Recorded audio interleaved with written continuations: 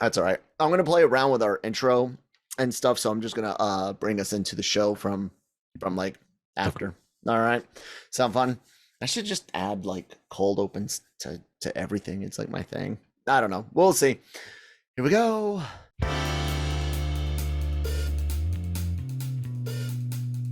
Thank you, ladies and gentlemen, for joining us here at the Anime-Versal Reviews podcast on the Genreverse Podcast Network, brought to you by LRM Online.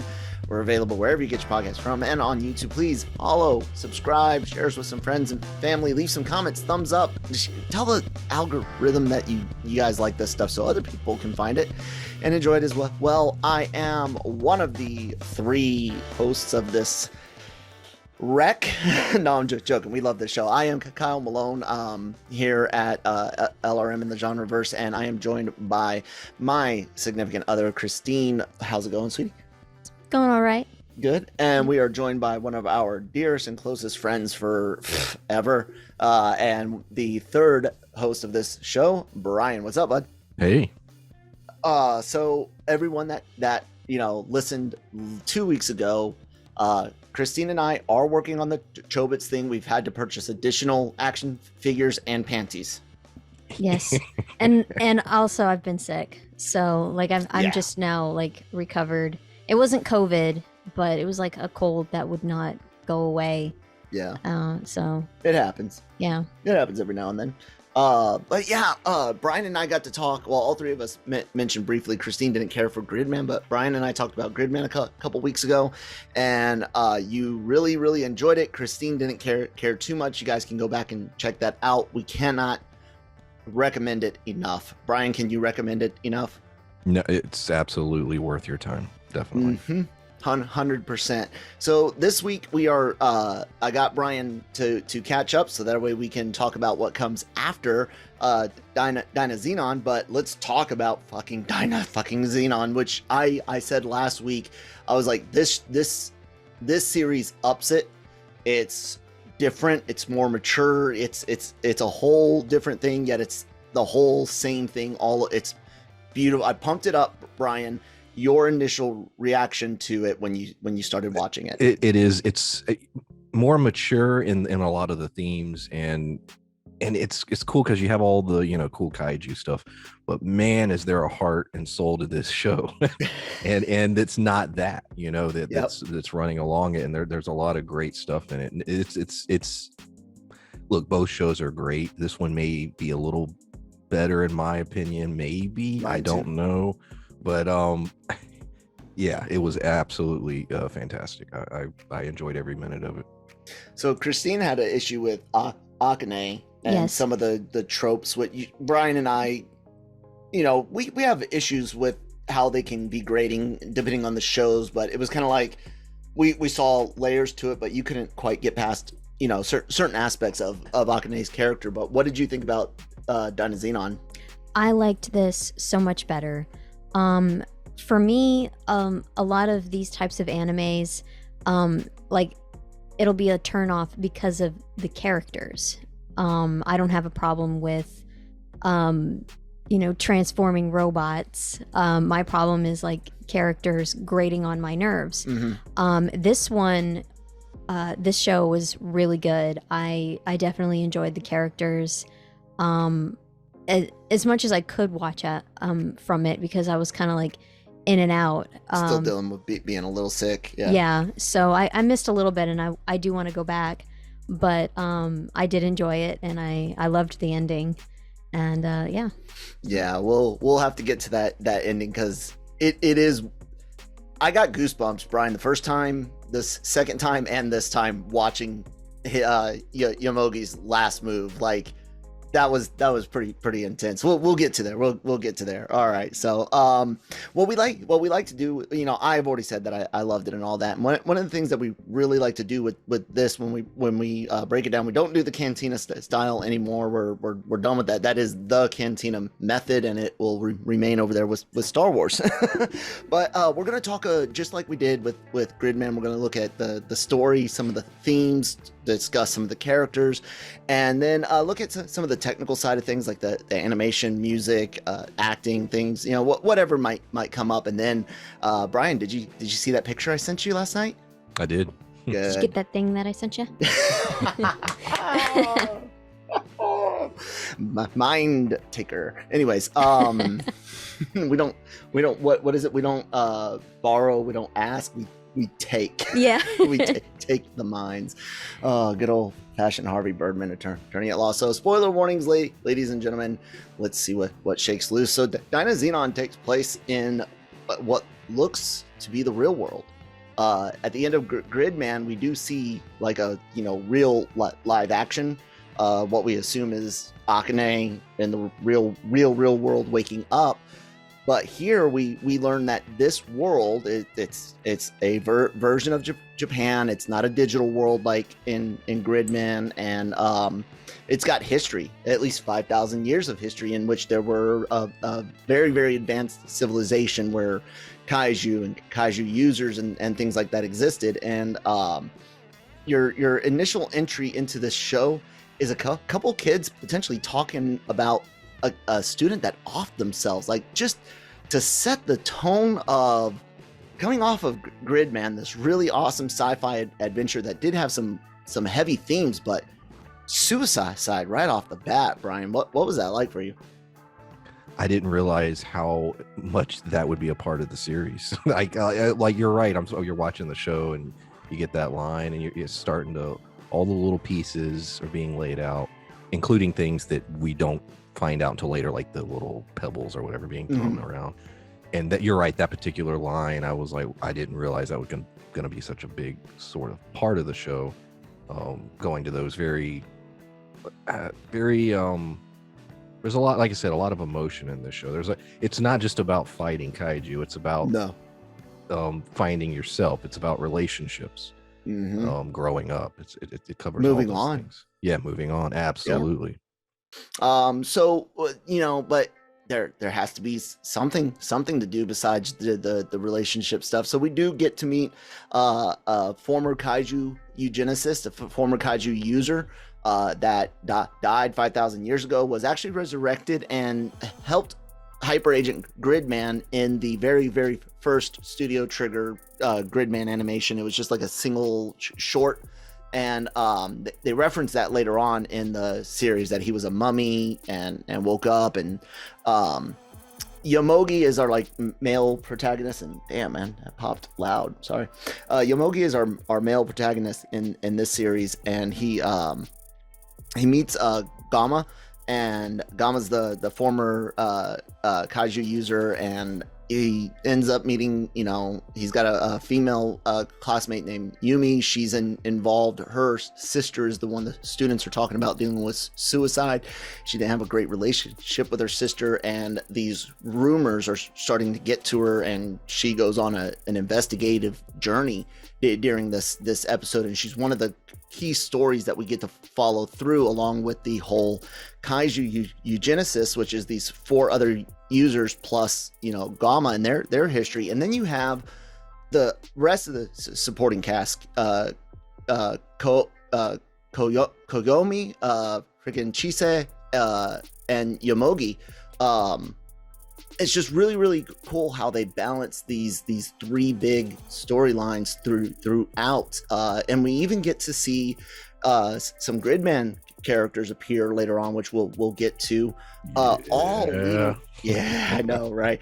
All leading up to this amazing like storyline where, again, a lot of those like theological things Brian and I brought up in the Gridman discussion come roaring back with the discussions on free will and who should rise up and who has the right to exist. And like, dude, it goes like episode 5 on, it goes again from a continental shelf to just like the abyss on how deep it goes.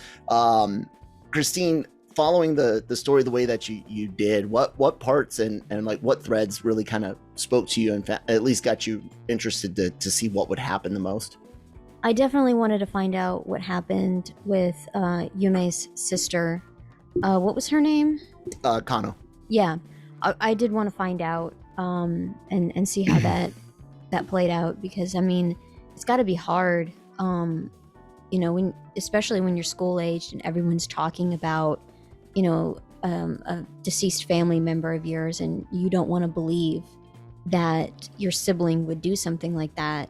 So it was kind of like I'm hoping for, closure for her, and that she gets to the bottom of things. And of course the will they won't they, like is she just gonna is she gonna get with Yomogi? Yeah, are they gonna get together, that sort of thing, because it's like at the beginning, like I remember seeing that scene where she doesn't show up, and I'm like, you bitch. Exactly what Gamma said. Yeah.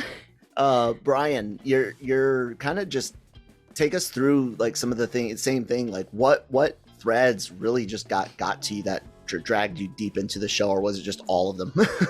All of them, and the will they won't they thing, I think worked better in so this good. than I can think in a long time. Like that's usually something that annoys me, but to me this one was perfect. And jumping to the end when he puts his hand out, and I was legitimately like, good job, y'all pulled it off, because usually I feel that's fumbled in a lot of, not just anime but in general in a lot of entertainment, but especially or it's like really cheesy, and but this worked so well. I agree. The journey they went on, the whole thing about her sister, and I mean, I think it was episode 10. Wow. Oh yeah. Wow. Where you're going through the memories. Oh, the dreams. The dreams. Yeah. Was that 9 or 10? It's 9 or 10. Yeah, for certain. Yeah, it's one of those last 2 or 3. But yeah, absolutely. Just one hell of an episode, and even the character who doesn't have a job, which is sort of a running. Yeah. It's a running gag, but when you dig into it, and then there is this whole idea of purpose, and I love the gag at the end when he changes his look and they're like, who are you? Yeah, that was funny. His cousin, that was yet again a character where I was like, uh-oh. The Moe girl. You're like, oh, no. Yeah, I was worried, but what blew me away was they played the character very well. It didn't feel forced. It was like, no, this is a character who's also trying to figure themselves out, where they stand in the world, and has a hell of a story arc that really pops up later towards the back end of the series. So yeah, everyone's story. I didn't hate anybody's hair this time. I was gonna wonder that. I was gonna wonder if Yomogi's hair was good. The little clips annoy me a little bit. He has 2 little clips he keeps in his hair, typically, but that it was beret. Is that what it's called, Christine? Yeah, like a beret, or beret. Yeah, whatever it is, the hair clip. I just call them hair clips. Yeah, because it's like it actually clips. But the I usually call it something like that as well. But in addition to that, I've got Final Fantasy stuff on my mind, so every time I see like Barrette, like a blue menu screen pops up in my brain, and I'm loading defensive items or accessories on an RPG. One last thing. Go ahead. I was amazed that every member of the Kaiju Eugenicists crew all had story arcs, all had depth. There weren't, typically you'll have 1 or 2 developed, and everyone else is just, background characters, as in terms of like having a crew of villains. Not the case here. Over the course of the series, each one of them were a true individual, and I was really impressed by that too. Yeah, and the time that they had in the show worked. It wasn't like, here, let me just take you away and let's talk about this person. It just kind of like all flowed, and it worked really well. The writers here understood exactly which eugenicist to pair off with which Dynazenon characters. When you see what is her name, Majina follows Koyomi, and then you've got Suzumu who follows Yomogi and Yume. I mean, just all of it, and then of course the stuff with Juga and Gamma, where you're just like, man, you guys had like some deep ties in the past. Let's kind of start there as far as like detailing these main threads, the Kaiju Eugenicists. So in Gridman, you've got one person that can create kaiju because it's a digital world, and that's Akane. And they're basically just programs. They're either programmed to destroy something or programmed to take care of the digital world.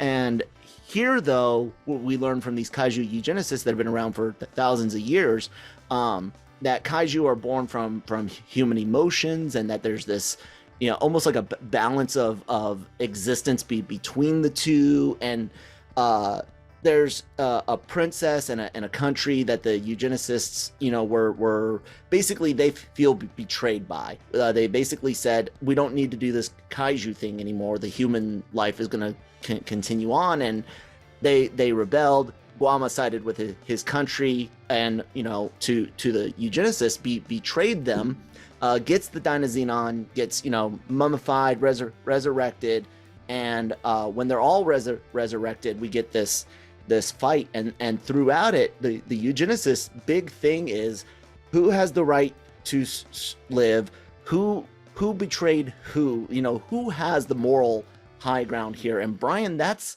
the Luciferian, I think is the proper word, and fallen angels story to a fucking T, is it not? And this just carries on Gridman shit, doesn't it? Like, beautifully. Yeah, definitely. And as far as that plot line, that was the only, if I had any gripe, I'm like, man, I want more of that. Like, that 5,000 years ago, you get little glimpses of it in the memories or flashback episode, whatever you want to call it, but you also get little lines of dialogue explaining what happened in the betrayal.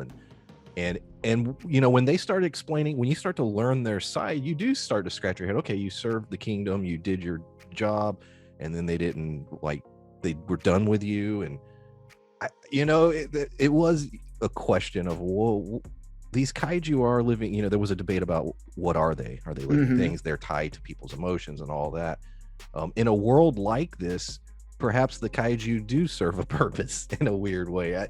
But clearly, I don't condone them, destroying cities and everything, but perhaps there needed to be a conversation had with the characters and say, okay, well, we do need a purpose. What is that purpose? Yeah. But a lot of questions. And I love how they're deconstructing giant monsters that destroy cities and really analyzing if there's a reason for it, or needs to be a reason for it. Now, no, Christine, you don't always dig into things as much as Brian and I do to see. You might see these layers, but you're not as interested in those. You like the story. I don't like to dive in the deep end. Yeah. So what do you, when you see the Eugenicists and Guama, for people that are more like you, not necessarily looking for something as heavy, please tell people that they can enjoy it on the surface level as well. Like, what did you enjoy about the kaiju? Because you mentioned specifically getting to see their stories as well. Yeah. His I don't remember as much since I was in and out. So I don't really know how it all plays out. But yeah, I felt the tension, and I need to go back and find out. So, but it's just the drama, just the fact that they got history and stuff. Yeah. Yeah.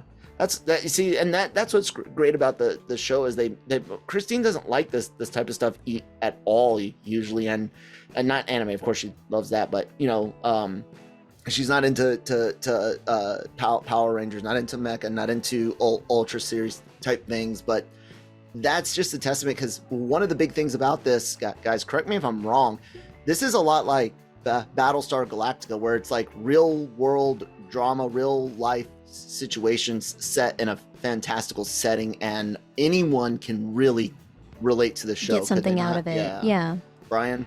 Yeah, there were episodes of Gridman, not to put it down in any way, where I was like, okay, where's the fight? I'm looking forward to the kaiju. There were episodes of Dynazenon where I forgot that there was going to be a fight. I was so wrapped up in the plot lines happening, and then I was like, oh yeah, of course every episode has to have a battle. But it does such a good job of making you sometimes even forget that, oh yeah, that's what this show is. And that's impressive for a series like this. Absolutely. So let's carry on into Yume's discussion, because her story gets weaved in with everyone, because the Eugenicists talk to her, Yomogi and Gamma is really, really helpful for her. Little alone the even getting to spend some time with the parents and seeing just regular like life. So even the react when Yume says she wants to go visit her sister's gravesite, the mom's all like weirded out, but the dad's just like, thank God. When do you want to go? Like I love that. And I love that aspect of this show. So Yume's got the sister died. That's been ruled an accident. That there's rumors of potential bullying.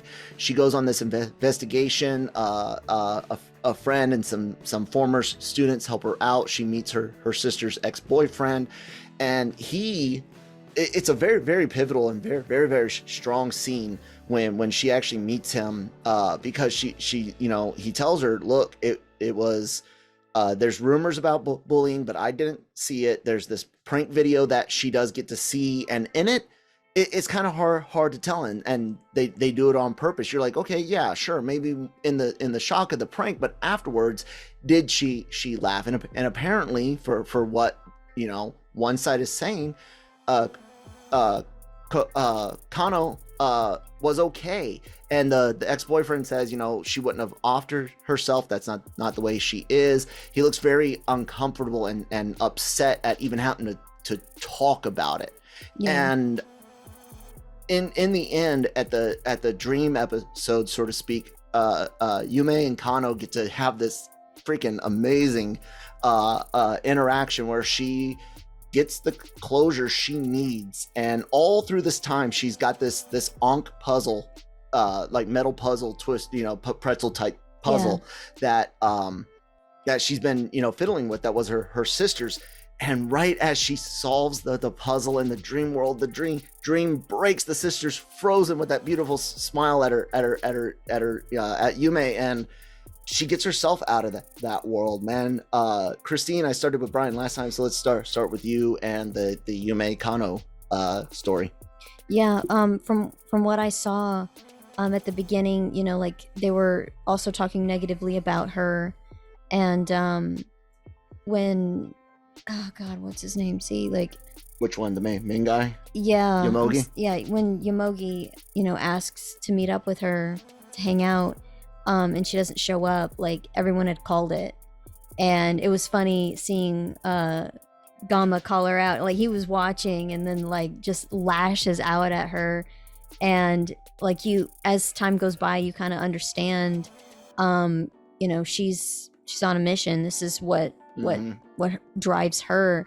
And, that slowly works itself out, and she can, she pulls herself out and she can move on. Mm-hmm. And it was just really nice to see. So absolutely. Now, without going into too much, this type of topic is very near and dear to all three of us, given the life that we had growing up. Our parents were all military, our friends were all military brats, and this topic definitely has a lot with Brian, as well as Brian still works with kids. So Brian, take us through you and experiencing the Yume Kano story. Yeah, exactly what you just said. There was an emphasis on this series. There's sort of two parts to this. The one emphasis is being there for each other, and the idea of when Yomogi, they were like, well, why aren't you with her? Mm-hmm. Mm-hmm. That thought, and he knew, and what I loved about it is he knew deep down something was off and he should have stayed with her. Like he knew it, but he didn't. And sort of that idea of being there for one another and helping people through whatever they're going through. And then the other side of it, and this is the sort of the dark, depressing side of it, at the end of the day, it doesn't really matter how her sister perished. Nope. The reality is the world she lives in, her sister's dead. And that's what she has to accept. And that's what she has to go in life with.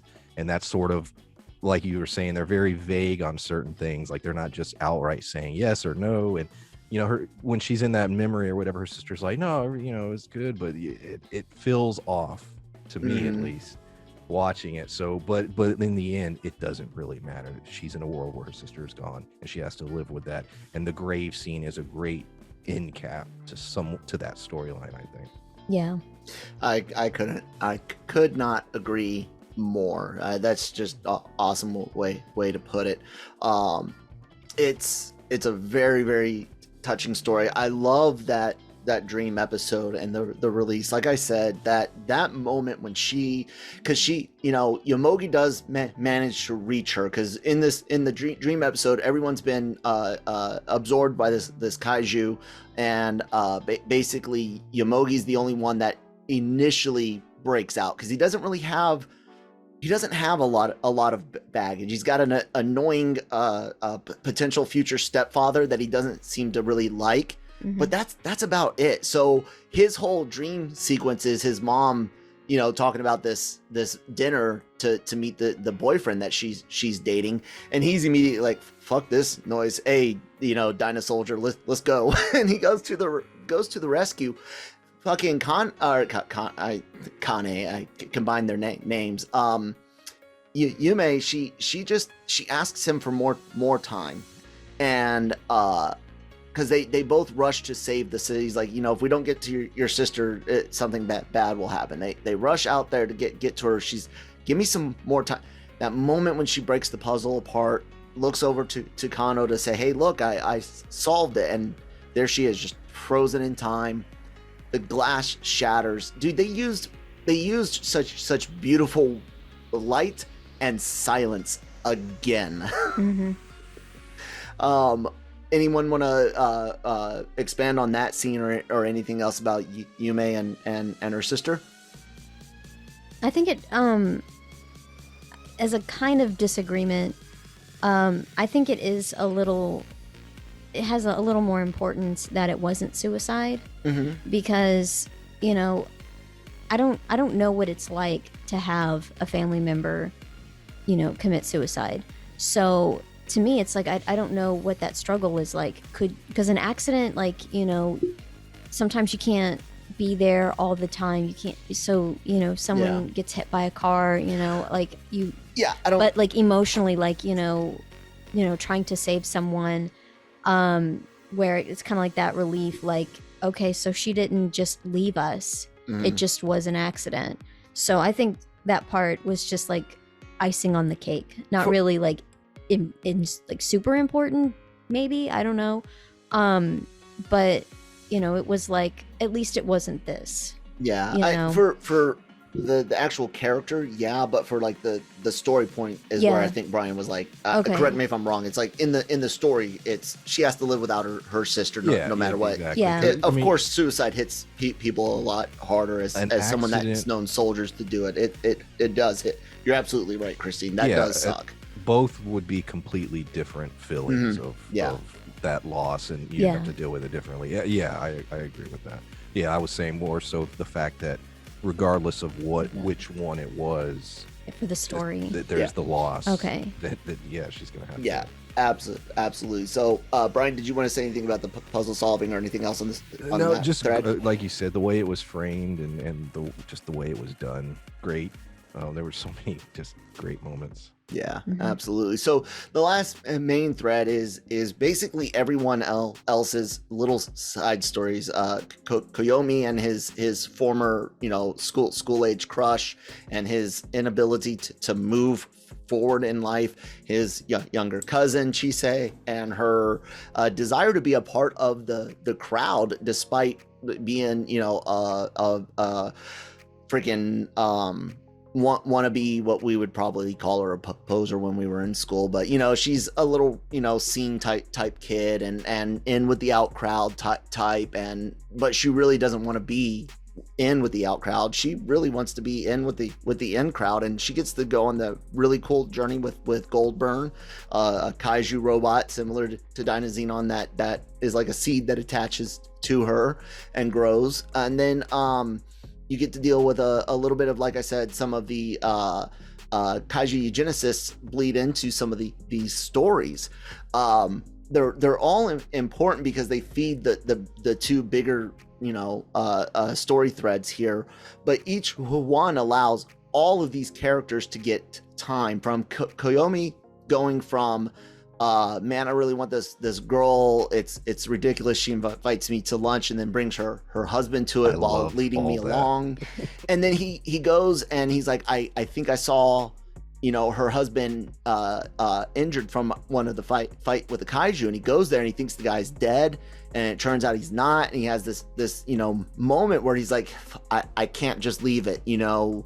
He saves the guy, and the girl, you know, leaves a message about, you know, hey, it reminded us of why we got married. Thank you so much. And that's such a realistic type situation and feeling, and those things that keep people from being able to move on. Koyomi embodies moving on, picking yourself up and moving on. Yeah, because he really bums out and then, you know, cleans up afterwards. Yeah, loses the fucking Dyna driver and everything, you know. Mm-hmm. Well, what did you think of it, Kiyomi's arc and Chise's arc, Brian? Well, Kiyomi's was great because the show sort of breaks away for a moment. It's like, here's a guy, he's going out for drinks with a married woman who he knows, and then he feels like he's maybe being led on, or should he have even gone? And of course, there's the childhood thing tied into that. Like, it's just bizarre. It's like, this is all happening. These are the emotional beats he's going through, while also like, oh, phone goes off. Oh, I gotta go fight some kaiju. Mm-hmm. And I just love the two sides of it with the story arc. And as far as his cousin, like I said, I was just impressed that it didn't get annoying to me. And when they introduced Goldburn, which was, like I said, later in the show, my God, it was so cool. And when it started doing the combining and everything, I was like, oh shit, yeah. I was blown away by that. But she never once was annoying to me in that whole story arc, and I was impressed that they pulled that off. Yeah, especially with how they had her talking at first. You're almost like, oh God, I got nervous. See where this is going, and it didn't go there, and it's great. And she felt like part of the team, and the way they did it was organic to the story. It worked because I did keep thinking, I was like, well, she's like a third wheel type scenario, like, well, what's her purpose? Yeah. And then as it went on, well, first when I noticed she had one of those little seeds, and I'm like, oh, okay. I started. They make you think maybe she's gonna be like an Akane That's type, where my mind was bad, going. Yeah. And then when it went the way it went, I was like, oh, cool. I absolutely love that they managed to keep us guessing in both of these series.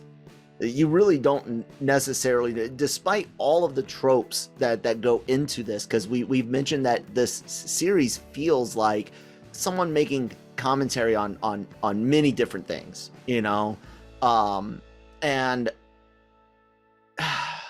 it's really done really incredibly well.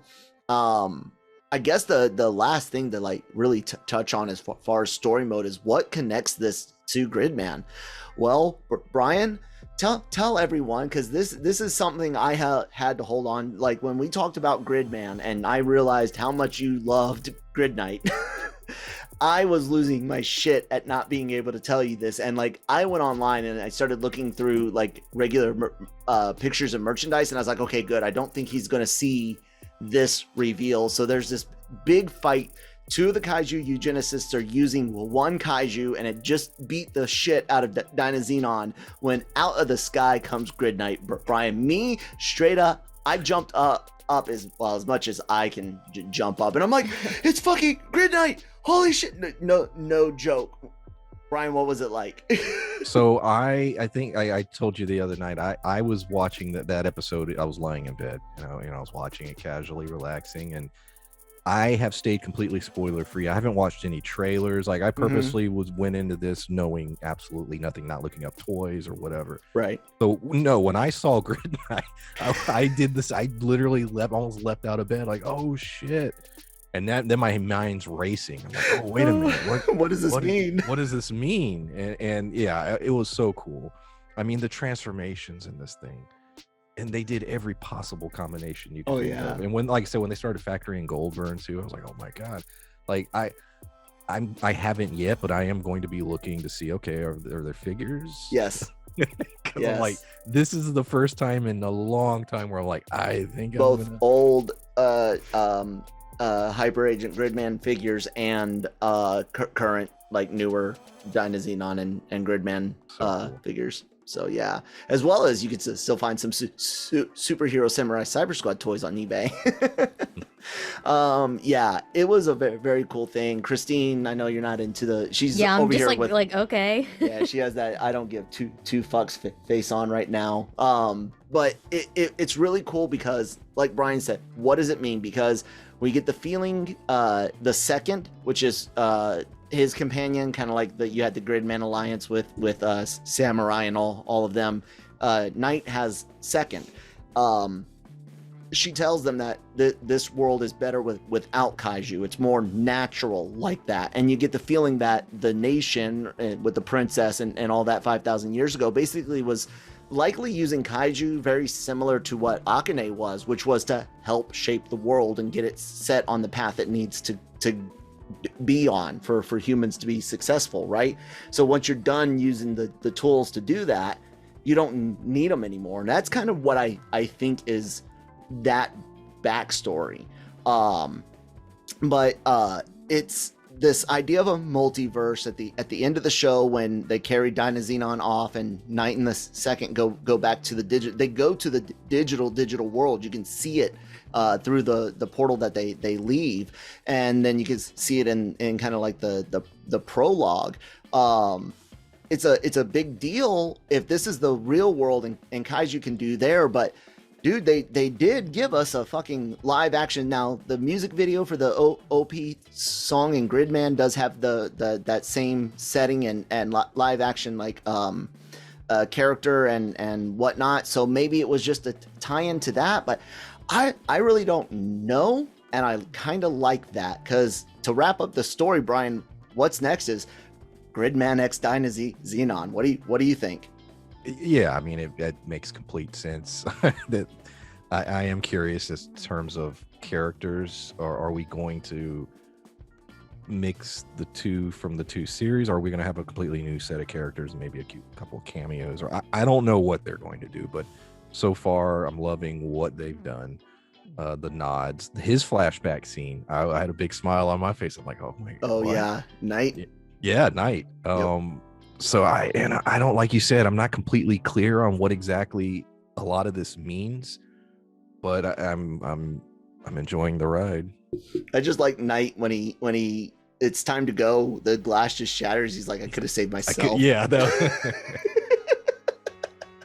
He's such a great Auntie is just such a great fucking character from the get-go. Anyways, let's take a quick word from our sponsor, then we're gonna discuss some of the themes and characters a little bit more and wrap this shit up. Take it away, Grow Generation peoples. Grow Generation, where the pros go to grow. From propagation to harvest, they have everything you need for your special garden. Grow Generation serves customers across the nation and carries a wide inventory of renowned cultivation brands. Go to www.growgeneration.com, where the pros go to grow. And thank you so much for sponsoring the episode. So we've kind of blended in a lot of character discussions and theme discussions into that story discussion, but man, Brian, I have to bring up Kaiju Eugenicists to you, and just you mentioned you wanted a little bit more from their past and stuff, but kind of just dig into some of these characters, especially Suzumu. I think that's how I said it correct. I think I fucked it up. No, Suzumu.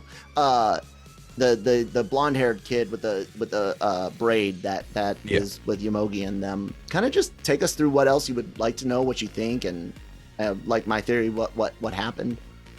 Well, first, I like their uniforms. Yeah. the visual. Cool. How do you say it? K, I think is how you say KEI. That old like the Le Arc-en-Ciel, the flamboyant dressing musical style. Yeah. Okay. It was really cool. I like the idea. Call yourself a weeb. There's a lot. I don't. Carry on, Brian. There was a lot of discussion about how a kaiju user is not really a person. Like they're sort of a distinct, like they consider themselves something different. And if you lose that ability, you're just a human. And I thought that was an interesting thought. It got me thinking more about, well, what makes them special? Is it just you're born that way? like I said, we don't get any of those real answers, which I'm fine with. But in terms of their purpose, I was also looking at it like I was thinking it's sort of samurai, where it's like, okay, you serve the princess, you serve your nation, you have a purpose, and when you no longer have a purpose, no longer have a war to fight or whatever it is you're instructed to do, what is your purpose then? You either die or find a new purpose, and that's sort of what they did both. Yeah. They died and then found a new purpose, and I was thinking about that's sort of cool. I like the way that all played out. I would love to know a little bit more about the betrayal and how it all played out. Whether they did a cool special for it or whatever, but maybe we'll never get that, and that's fine. But I really liked every time they spoke, any of them spoke, it was always the clock was running out. Like they were getting more and more desperate as time went on, and I didn't know why. And then we find out in the end there's a limited number of I guess kaiju seeds or whatever that they had, and I thought that was an interesting. Going real quickly to episode like 11, when you have a huge chunk of time where it's over, there's no more kaiju. Now of course we get the final kaiju, but it was interesting seeing all the characters then having to figure out, well, what am I going to do? You had the one guy go try and steal a firearm. Yeah, I'll kill humans myself. I'll just kill them myself. Everyone's crazy trying to figure out what they're going to do, and they're all doing their own thing, including the Dynazenon pilots. They're all like, okay, well, I'm going to go get a job now. I'm going to do this. I'm going to do that. So it was funny. There was a moment where when the war is over, then what? And that was explored for a good 20 minutes of the series. And that's another really great thing. I didn't even pick up on it in that way, Brian, when the war being over, the price of victory, the price of the defeat. I mean, there's a million cans of millions of worms each in Japan with that theme alone. So it is amazing what this team manages to do working in these themes. Christine, I know you don't necessarily look for it, but did you catch any necessarily something that made you go, that's really cool that you would put this into an anime? Like, this is sold where honestly a 10, 11, 12-year-old kid could thoroughly enjoy this. It's even in many ways less risque than the previous show. Agreed. Episode 5 is the swimsuit episode. This time it's just a slice of life. You could say there's not gratuitous. Yeah, there may be one or two gratuitous shots of Yume's whale tail bikini, but she's wearing shorts over the bottoms. And so it's completely episode 5. And we're not saying it's necessarily bad. We're not against it, or it's just a difference. There was an intent. Yeah. In Gridman, where this one it seemed like they backed off. Or at least like he made his point of, this is the problem and this is the solution in the writer or artist. It could be, I'm not saying that's what it is, but it's obvious that he, they, she, group, whatever, are making comments here. Christine, did you catch anything? Is there, or it's just, is what it is? Is what it is. I love my wife. Because she'll be like this for this, but you know what? When we're playing with the puppets and panties, yeah, she'll get into it. Which you guys can check out our domestic girlfriend review. Please do check it out on YouTube. Like I said, subscribe. It's funny, and there is some manga spoiler after credits scene. And Brian, I actually have one outtake scene I need to put up. I did a wrestling reference. Yes, it was so funny. I was so mad you didn't put it in there. I gotta put it up. I gotta get it. So yeah, check that stuff out. Let's talk about that final fight, because you've got all these stories that have culminated. Yume's accepted that her sister's gone, that her sister didn't necessarily hate her, and that she can carry on and do things after, beyond this. Kyome, learns, like you said, he's going to apply for a job. He starts writing a resume. Yomogi just goes back to being Yomogi plus friends. Like, it's really cool. But then you get Suzumu that's just like, I am the King Kaiju motherfuckers. And dude, you want to talk about like one of the best animated fights I've seen in a while. Like last series, I was like, did you not love all the wrestling stuff? Dude, this was just a straight out emotional brawl. What'd you think, Brian? Oh yeah, man, and just there was so much coolness in the sound effects.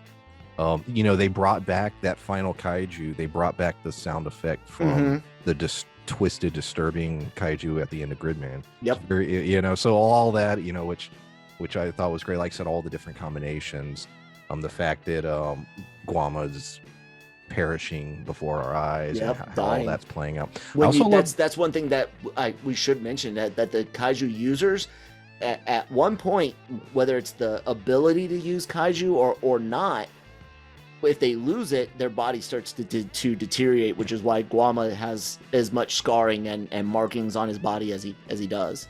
And he's pulling through. I also like the line, I don't know if you were going to get to it later, but when Yomogi, they're standing there and he looks at Yume and he's like, even if all this is over, yeah, I like you.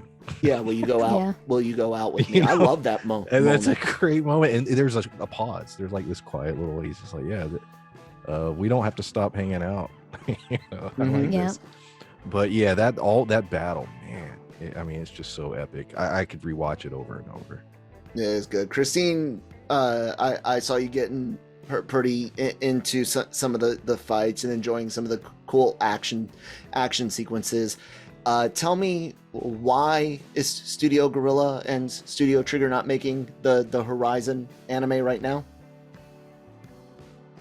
I don't know. But they should, right? That'd be kind of cool. If for those of you that don't know what Horizon is, I'm talking Horizon Zero Dawn. I got this obsession just because of how beautiful the mechs and robots they do, of seeing the giant robots in Horizon's world. Not necessarily do like an anime of the story of Aloy and whatnot, but the first humans to come out, the first or second or third reset, like there's a lot there to dig into. Like the way Final Fantasy did 15. Yeah, where it's like, here, have a movie, and now have a and a book, and some DLC, and and a game. Yeah, you could like Brian said with the Kaiju Eugenicists, the users, even a manga right now, dude. Like if you release like nine chapters or 10 chapters, whatever makes up like one what we would call like a trade in American comics, I would read the fuck out of that. Oh yeah, definitely. Let's talk a little bit about Yomogi. The key thing about him, because we've been talking about how plain he is, but there's something that happens halfway through the season. You find out that he can instance domination. He can fucking control kaiju. Guama's lost the ability. They find this itty bitty kaiju, a seed that hasn't fully grown and developed, and Yomogi actually managed to connect with it, and there's a scene at the end of that episode where he connects with it again to save Yume and the other humans that are in this building that it was crawling up. So he's definitely, and Brian, to your point, it's like, well, what the fuck does that mean? Like, is now if he doesn't fucking, there's no kaiju there, so if he doesn't use it now, will he start deteriorating and shit like that? But let's talk about what happens at the end, man, because the escalation here, you're like, there's no one else like I half expected at the end of the fight. I didn't want it to happen. I think it would have ruined it, but I almost expected Gridman to show up. But when Yomogi straight up undoes from cannon mode and runs, like I knew what he was going to do, dude. Like my hair started rising up, like in-game type feelings again, get Dr. Stone finale type feelings again, and I'm like, he's gonna fucking do it, and straight up does, dude. Hand up, instant domination, takes over the fucking kaiju. The goddamn Dynazenon team just obliterates the Eugenicists and stunned. So I love all of them have something to say. Everyone gets a moment too in this fight when they're hitting each other. Koyomi and Mujina, Juga and Guama. Everyone gets something except for Suzumu, who fucking perishes in silence. Christine, did it kind of get you a little warm and fuzzy?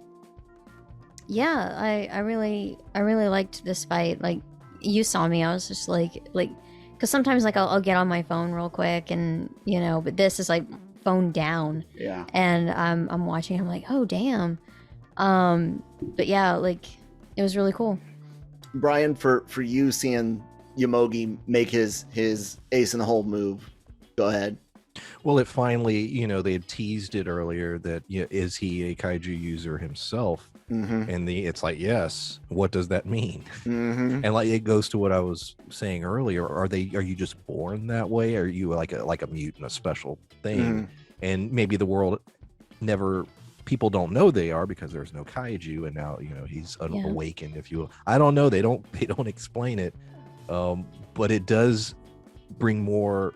And it's interesting how he bumped into Guama when he did. It feels more like a destiny type thing. Like, okay, he was there because of who he is, and something was happening because he still didn't understand. He was looking for the princess and why he was given Dynazenon, and a lot of things aligned, and we're not really told why or how.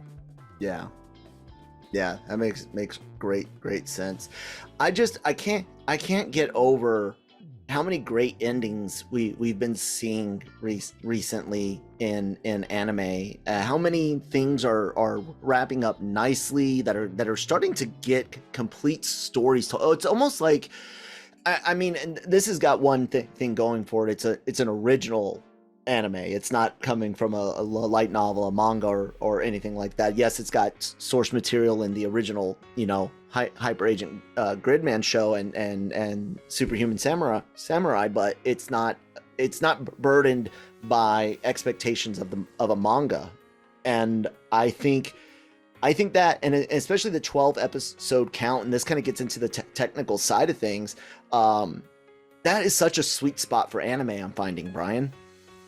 100% agree with that in terms of the sweet spot, because I say there is not a single episode in this series that you could cut or would want to cut. Like, to me, it's a perfect balance, the pacing and everything.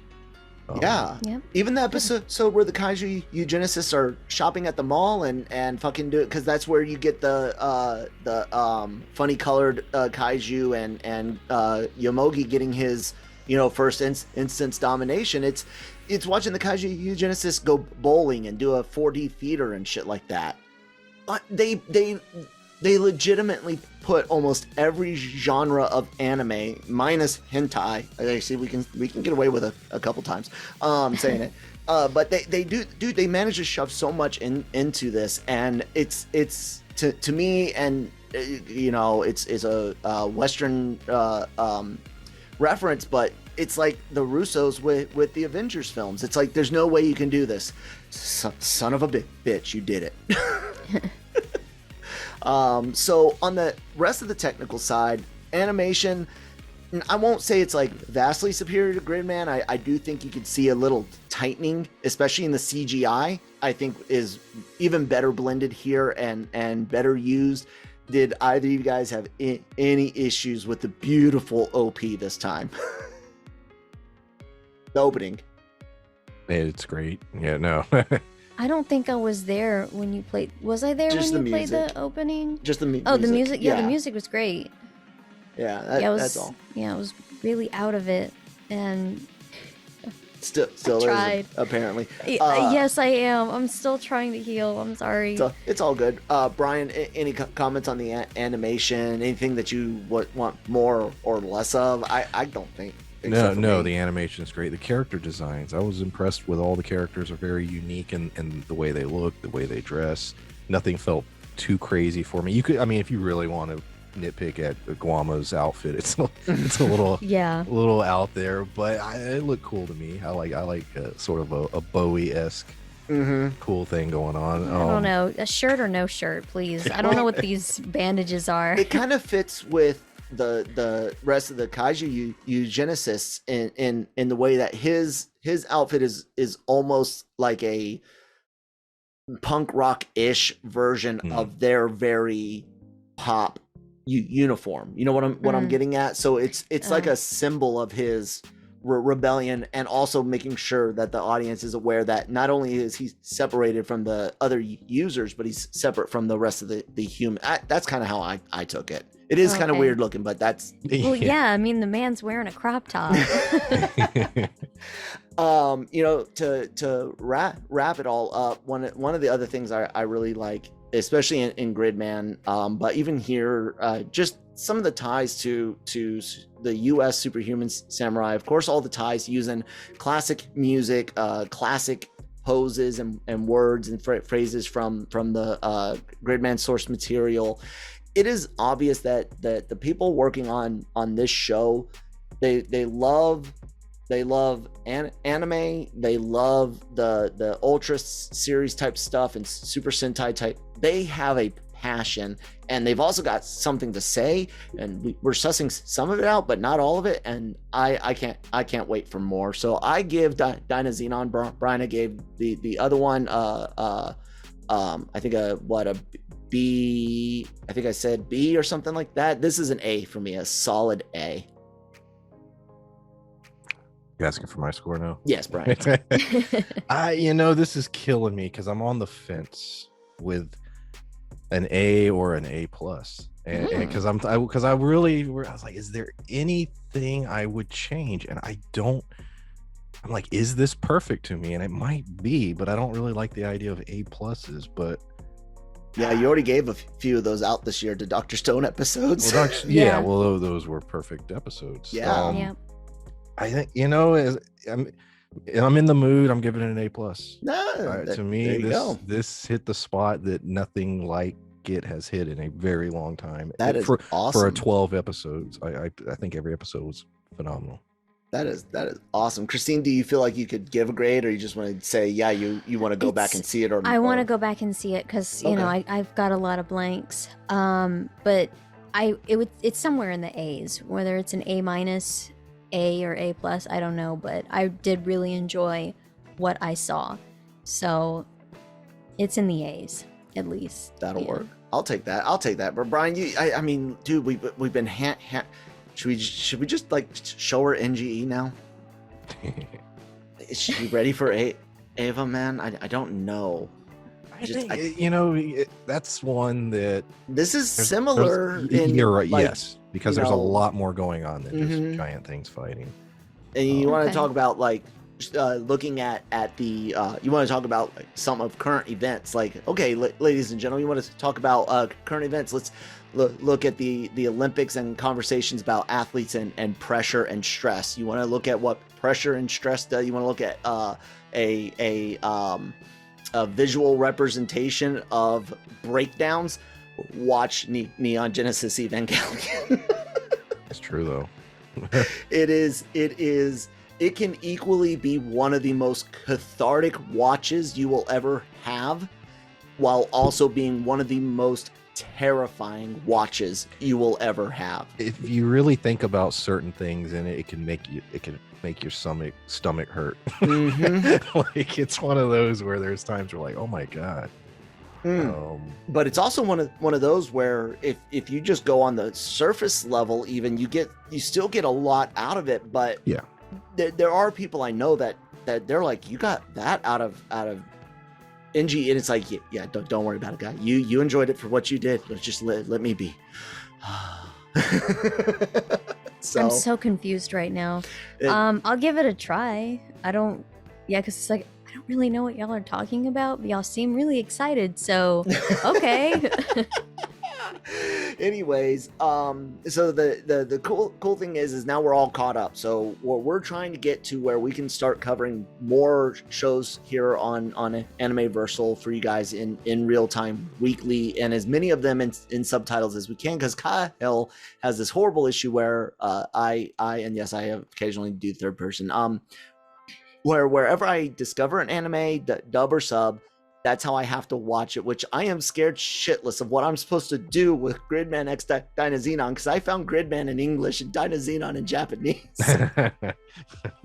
You're gonna have to get over yourself. We're gonna watch it in sub. So yeah, we're looking forward to that. We're looking forward to Chainsaw Man. Absolutely. Christine and I we're doing Chobits for Midnight Run next week, and we'll look at doing things, but we're the first real-time one we're really hoping to do that we know of is Rent a Girlfriend season 2, which you want to talk about of all of the kind of mature rated R and the spicy stuff, not the H word. That's one of the most accessible ones, because while yeah, sure, the guy rubs one out on in a scene, but that really happens in life. People get depressed and do that just bored or exactly. Yeah, So good time. it just does a really good job at exaggerating real life situations, and so we hope to do that. Speaking of Chainsaw Man, dude, their chief director has a whoops, I did not mean to do that. That chief director for Chainsaw Man worked on Gridman. Oh shit. Okay. Yeah, buddy, and it's Mappa, the guys from Attack on Titan doing the animation. So that's the studio. So I'm really. Is there a date on that? No, I saw someone, I don't know their reliability, but they were saying that they are guessing on a November, December, like a winter release. I don't know. I just know we can't wait. So we're going to be covering more things in real time. If you guys have a suggestion, please let us know. We're always looking for things, and I'm sure Brian is looking for something to try to one up me, because so far, dude, I've introduced you to several shows that you have absolutely loved. Yeah. True. So thank you guys so much for listening today and joining us. Like I said, please like, share, subscribe. There's all sorts of social media information in the descriptions below. LRMonline.com for all your entertainment news, needs, and opinions. Christine is writing wonderful articles there most days of the week. Having fun? Yes, I am. Outstanding. And then, of course, we have all of our podcasts. There's a Marvel show, the Marvel Multiverse Mayhem. There's the Cantina. We broke, casting news dealing with Obi-Wan Kenobi last week. And then we also did some stuff dealing with Mandalorian universe shows like Ahsoka, Boba Fett, and Mando itself. So check all of that out. But Brian also has his own side gig over on what channel, Brian? You can find me on YouTube, and the channel is PulpMythos, and I review shows like Why Women Kill, and I'll be doing American Horror Story later in August. Cool. There you go, guys. Definitely check out PulpMythos, because a lot of those really cool niche shows end up on his and his team's radar. So definitely like, share, and subscribe, all that. Thank you guys so much for listening, and Christine and I look forward to getting dirty with you guys next week on the Anime-Versal Midnight Run. Until then, we'll talk to you guys next time. Bye.